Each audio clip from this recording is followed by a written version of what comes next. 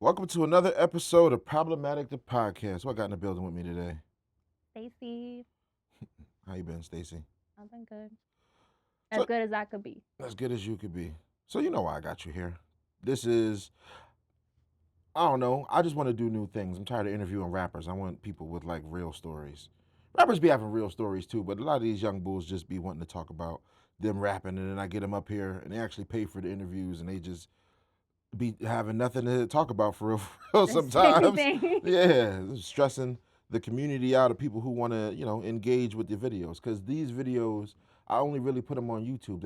I don't put them out as my audio podcast because I haven't been finding the rappers to having anything really interesting to say, unless there's more than one of them there and we actually talk about something that's not about them. So with these new things, I want to bring to life, stories and of people around me. You know what I mean? Things Mhm. that I see, things that I witnessed, things that other people have witnessed, and you get to be the guinea pig for that. I'm sorry. Gaming.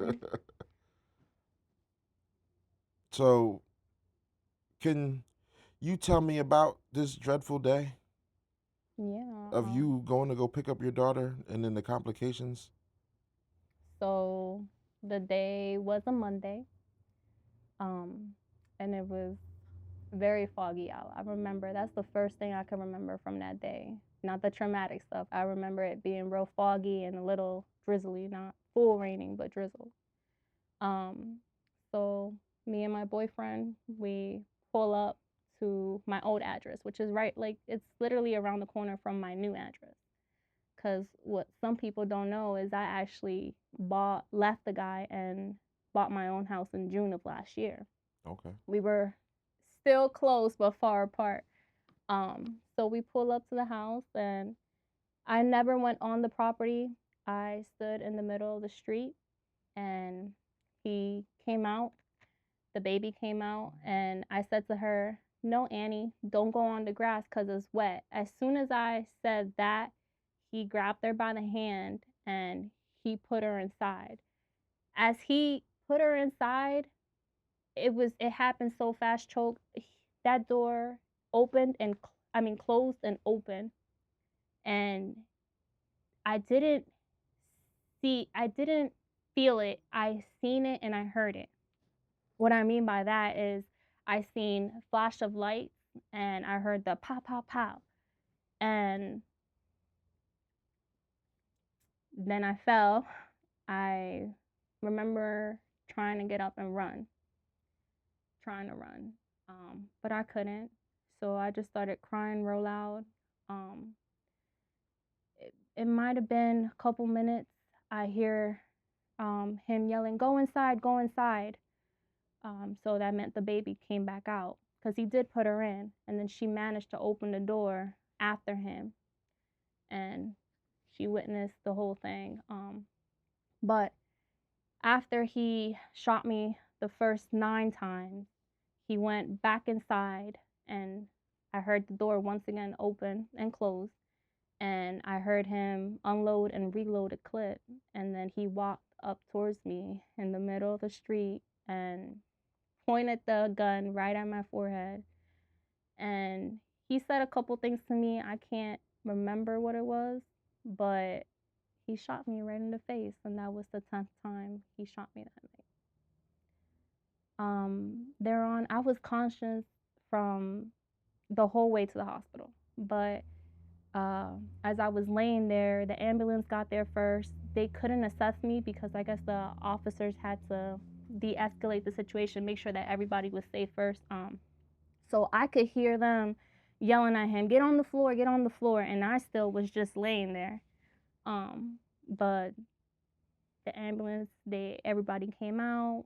I was on my way there and I was like, where are we going? Because I felt like it was a little long. And the guy was like, we're going to Reading. And I'm like, why are we going to Reading? And the guy was like, how are you still talking? But I wanted to know why are we going to Reading when I live closer to a closer hospital. Right.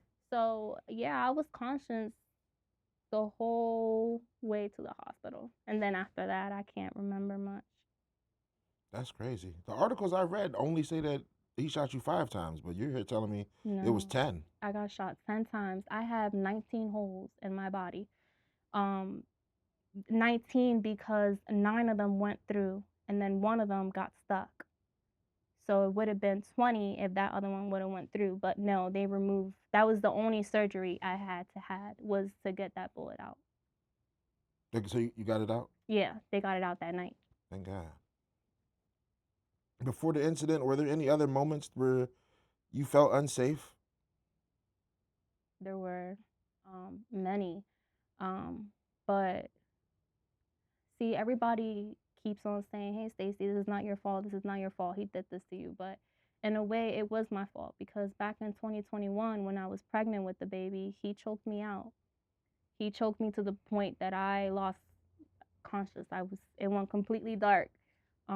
When I woke up, I managed to call 911 because he had threatened me. He said, "Which one of your kids do you want me to take out first?" So I called 911 and they came like a dummy. I stayed. I dropped the charges. The DA, the Lancaster DA, she ended up picking it up and he ended up getting ARD for it, like a 2-year probation, whatever. But I stayed for the next 4 years. Damn. What was your relationship like with him in the time leading up to this situation? Were there warning signs? Anything escalate? So that night, there was no warning signs. He he It didn't used seem like it. Your story didn't come with a warning. It seemed like you just pulled up to the porch and he yeah, was no, active. it was weird, but then it wasn't because he picked up from the day that I moved out in June till that night December. He picked up the baby every single day. Like I said, we were only 4 minutes away. But that night, he had called me. He drove by the house first, and then he seen my boyfriend's car. And it wasn't any difference because he's seen that car there multiple times. You know what I mean? Right. But that night, it must have ticked him off. So he texted me. That's the last text message I have from him. He said, "Since you have a ride, come pick her up." So I was like, "All right." I ain't think nothing of it, you know. My boyfriend was just like, "All right, let's just go up." So we did. We went, but warning signs leading to this, I knew he had issues. By that I mean I knew he was bipolar. Like I knew, like, cause this guy was a when he was good, he was good, but when he was bad, he was bad. Like I earlier on in the relationship, I started recording the shit he would do. One of my last videos before I moved out of his house was him getting up and just running into the wall. He broke the wall with his head, like right into the drywall. And these sometimes I sit there and I look at these videos and it's like, this is why you did, you know what I mean? But I don't know. That night it was just, and I knew he was ready. He might have been thinking about this for a while because he had the clips ready to go. He unloaded and reloaded, and so I don't know. At the time, I think he might have thought he probably still thinks it was the right thing to do in his head. You know what I mean? hmm Crazy. What helped you? Or like what support was available to you? Afterwards, Mm-hmm. oh, definitely my family, my sister, my mom, family shit. The community, man, they came together, and I, mm, I didn't really become a part of the community because we're like a black family and in a white place. Like Mm-hmm. I was always kept to the side and stuff. But man, that community, when I tell you that my kids had the best Christmas they've ever had, it was because of them. Like they must they must have had like 50 gifts each because the community really came together and gave them that because they knew the situation we were going through. But my mom, man, my mom, she took off the next 3 months. She addressed all my bullet wounds. She took care of me like I was a baby. You know what I mean? My sister, she really stood up and took care of the kids for me. My family is definitely my rock. That's what's up. Were there times you thought about leaving or changing the situation?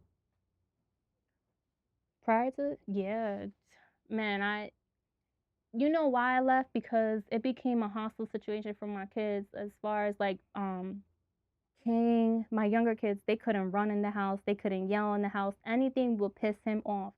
So I looked at it like, damn, I don't want them growing up like this. But Um that kind of animosity and anger yeah, like is he little kids see that, and that's a anything would piss him off. crazy environment. The ones at the time I didn't have my driver's license. The whole relationship I didn't have my driver's license, and this was a big of our arguments. So he had to drive us everywhere.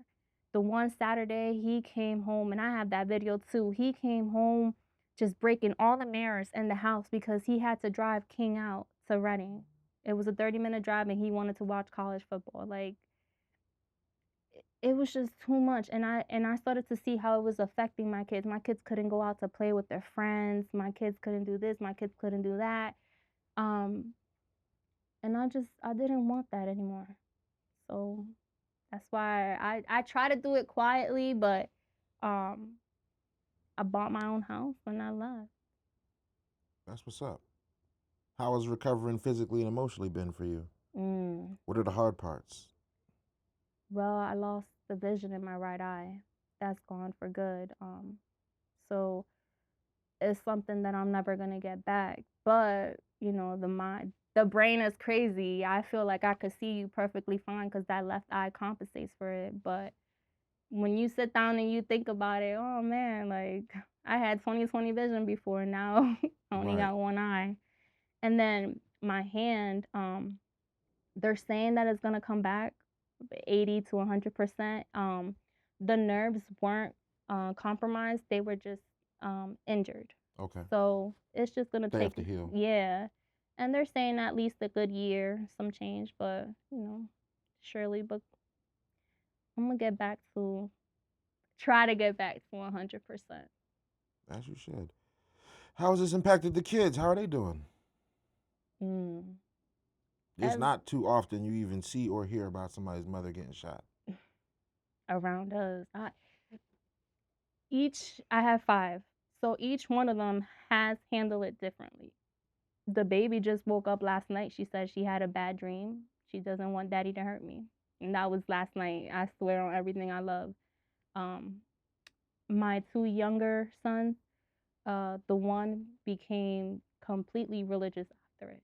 He thanks God above everything because he knew what happened. Like, only God, you know, I Mm-hmm. survived because of a miracle. And I told him to stop saying that. I'm not a miracle. I just told him I start mean, saying you that. to me it's miraculous that people don't No, survive two shots. one, You yeah, survived 10 and a close range shot to the head. yeah, but I don't It's a like that. blessing. So whoever It was is. telling him to pray, now he has God in his life. And 100, you know what? And I wasn't.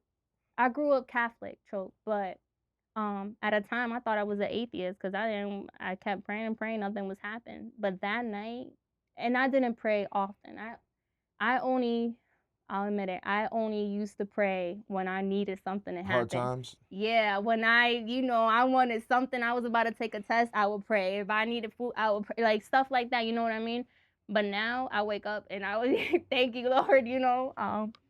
But yeah, the kids, the two older ones, it affected them, but not as bad as the younger ones. Um, mm, What does justice look like for you in this case? Like, what outcome is most important? Him doing a lot of time, him staying away from his kids, him actually healing mentally. Like, what do you want? mm. So from my understanding is they're looking at giving him a minimum of 13 years with parole on the table. Um, Justice for me is him understanding what he did to me, how it didn't only affect me and affect everybody around me. Like I think he was just thinking about himself that night. He didn't think about me or the kids or my family or like what if I would have died? I but he was ready for that because what I didn't say was after he shot me in the face, he turned around and he called 911 on himself. He reported himself. He said I just shot my ex-girlfriend. So, like, I don't know, maybe that's a sign of remorse. Maybe it's not. Maybe he just thought he had the situation handled. I don't know. I want to know why he wanted to do it. And I probably never get that because he probably don't even know why he wanted to do it. No, but justice to me is just, I forgave him already because I can't hold no bad in my heart. Right. Like I You don't have want to to harbor forgive anything him. negative. I have to forgive him because that's just the person I am. That's what I believe in. So I wonder if he forgives himself. Do you feel that there are any misconceptions about survivors of domestic violence? Mm, yeah. Um, the number one when this happened, one of the number one comments was, "What does she do to make him do this?" That's I had to keep anything like that out of my questioning. So I never wanted to do anything that would make you feel like I was victim blaming because I know that that's exactly where people take it. Mhm. And that when I seen that, I was like, okay, so that gives him the right to just come out and shoot. No, it it sucks that it happens, but I've looked way more into it. It's not only females, it's male as well that are affected by this situation. Like it's just I don't know. The world is just crazy the way we react to certain situations, but I don't know. I don't know. That comment really, really, and then not only that, but if you met the guy Choke, you will like him. He had that personality, like he had that smile that would make you think like the world was like the greatest ever.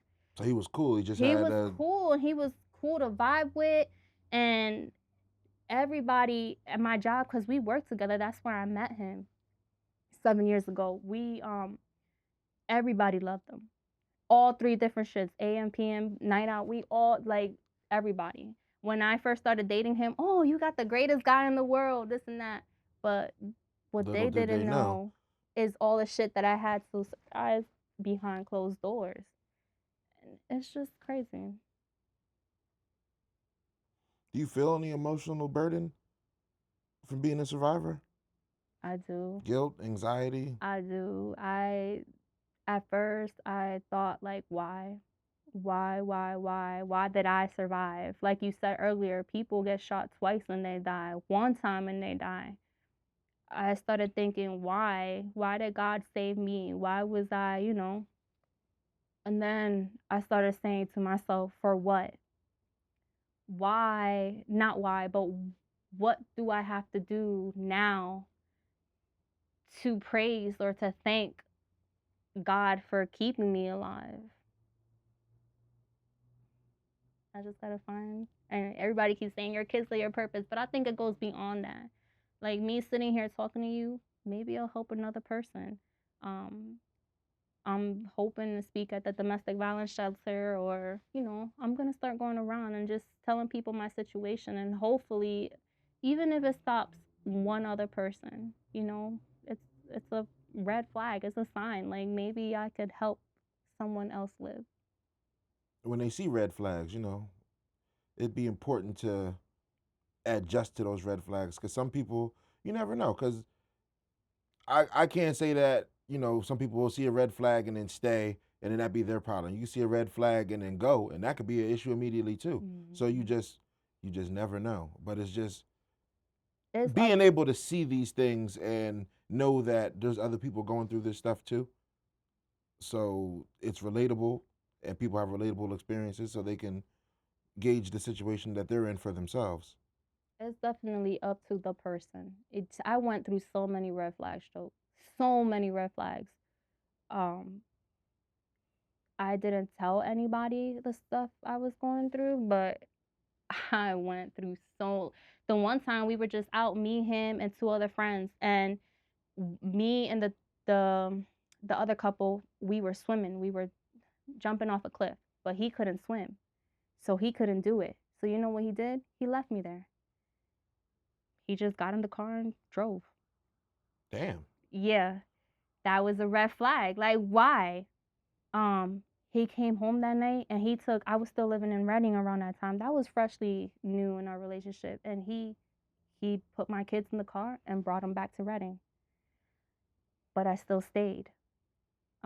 He threw me down the stairs, but I still stayed. He would sit there and call me a cockroach, a whore for having 5 different baby daddies, which is a big thing. He shames me, but he got with me and he stood with me, knowing I had 5 different baby daddies. But that was his big thing, that I was a whore, um, for having these kids. I don't even know if I could curse. I'm sorry. No, that's cool. um, I YouTube accepts it. I just block them out during the reels and stuff. um, um, yeah, like, but I still stayed.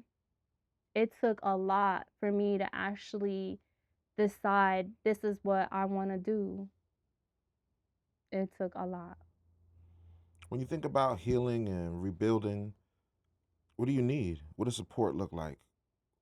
What actually helps you and your kids? Um, Healing. So I haven't really begun to heal. I haven't scheduled any therapy sessions. I haven't, because I want to work on my physical first. Right. And I could imagine this is trauma on all ends. right, and I was focusing more on the kids and making sure they got into therapy first, and um, but hopefully, I don't know if I'll ever be able to heal from this. It's something that I wake up every day and I see the bullet hole, and I'd be like, damn, I got shot 10 times by someone who I truly loved, who I believe loved me. So I don't know if I'll ever be able to fully heal. I hear that. Damn.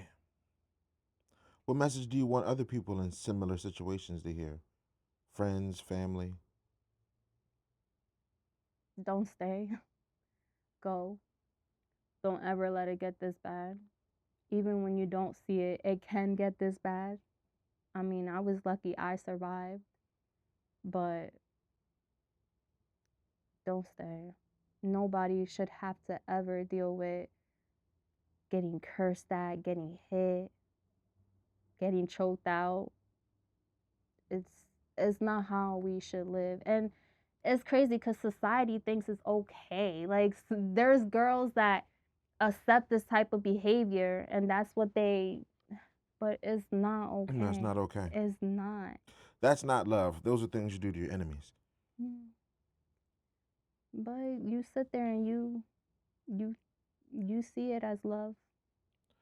I I've seen people stay through some pretty rough stuff.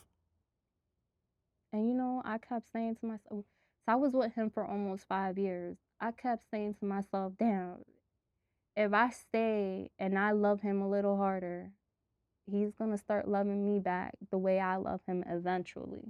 I gave him a child, even though that's not a reason to stay. I don't want to. Let me edit that. um, but no, no, and I was that man's first everything. Damn. Yeah, so that's why a lot of people that know that be like, "Hey, this is why he went crazy. He took his virginity, like." But no, that still doesn't make it right. Like, it doesn't make it right. No. That's actually it's interesting and a little crazy to know. hmm His first girlfriend, his first love, like, yeah. And everybody thought that this guy was like Mr. Perfect or something at the job. Mm-hmm. That's crazy. He was actually about to become a leader and everything at the job. Like, I'm telling you, everybody thought he was the greatest thing around. And I just kept quiet. And it's my fault because I kept quiet. But then, see, I had he had a best friend who has a wife. And I had told her, I even sent her videos of how he was. And you know what she did? She told him. Damn. She told him he came home one day and not home. We were in Virginia. We went on vacation. The last vacation that I had with him, because after I moved out, I still went on vacation with him for the baby. Um, and he was in Virginia, and he just had an episode, and he was like, we came back from the water park. Man, I remember this. He came back from the water park, and he was like, you know what? So and so said. They said, how can I be such a good guy here, but such a horrible guy to you? And he laughed about it. He shrugged it off, cause he knew. He knew. He knew he had everybody played. That's crazy.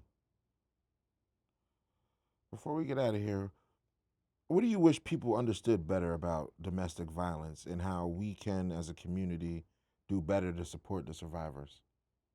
Mm.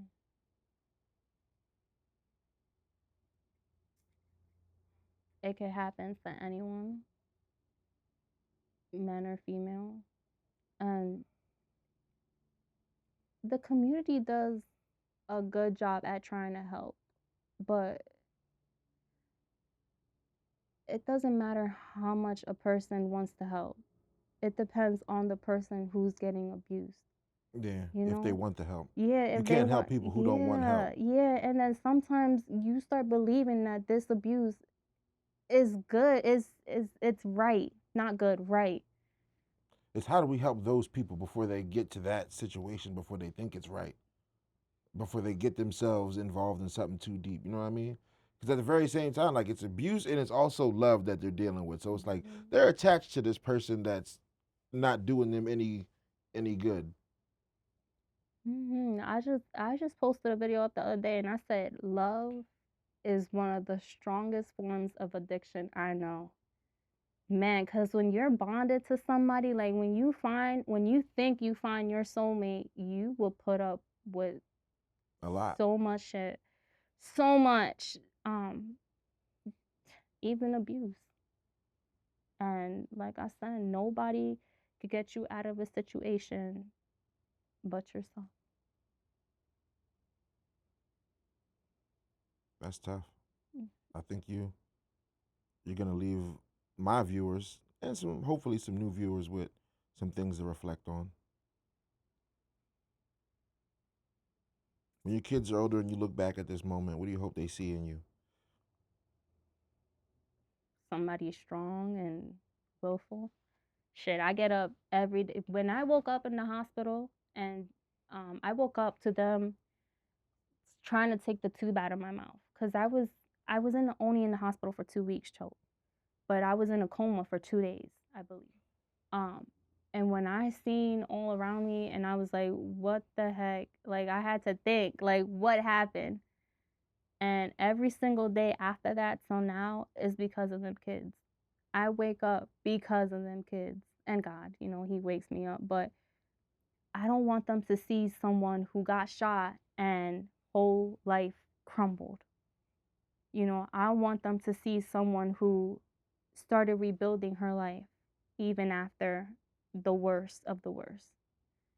And hopefully they grow up and they take them same skills. They become strong minded people. They don't let somebody abuse them. They don't let someone shoot them.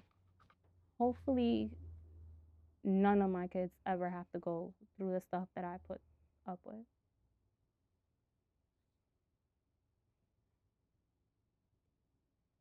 I want to thank you for coming by and sharing your story with us. I don't know how difficult it was for you. You made it seem easy. Mm-hmm. Well, thank you for having me. No problem.